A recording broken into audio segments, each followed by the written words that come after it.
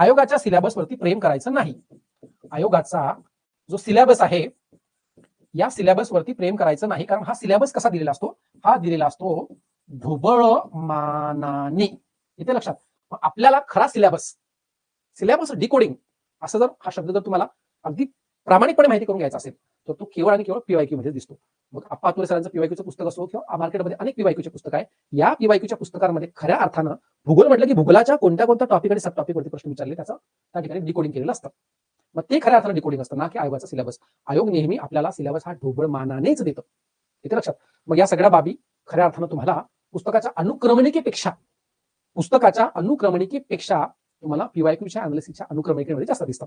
तर अशा पद्धतीनं सिलेबस कोणता कोणता महत्वाचा आहे भारताचा आणि महाराष्ट्राचा सिलेबस पाहत असताना आपण भारताच्या सिलेबसशी भूगोलाचा तो कनेक्ट केला आपण. तर त्याच्यामुळे भारताचा सिलेबस वेगळा पाहिजे या ठिकाणी गरज नाही. फक्त भूगोलाचा अभ्यास करताना तुम्हाला भूगोलाचा अभ्यास करावा लागणार आहे, पर्यावरणाचा अभ्यास करावा लागणार आहे, अर्थव्यवस्थेचा अभ्यास करावा लागणार आहे, अग्रिकल्चरचा अभ्यास करावा लागणार आहे आणि सायन्स टेक्नॉलॉजीचा आणि विथ करंट अफेअर्सचा. त्यावेळेस या विषयाचा सर्वांगीण असा अभ्यास तुमचा इथे होऊ शकतो. सगळ्याच बाबी या पारंपरिक सिलेबस वरतीच विचारल्या जातात असं अजिबात नाही.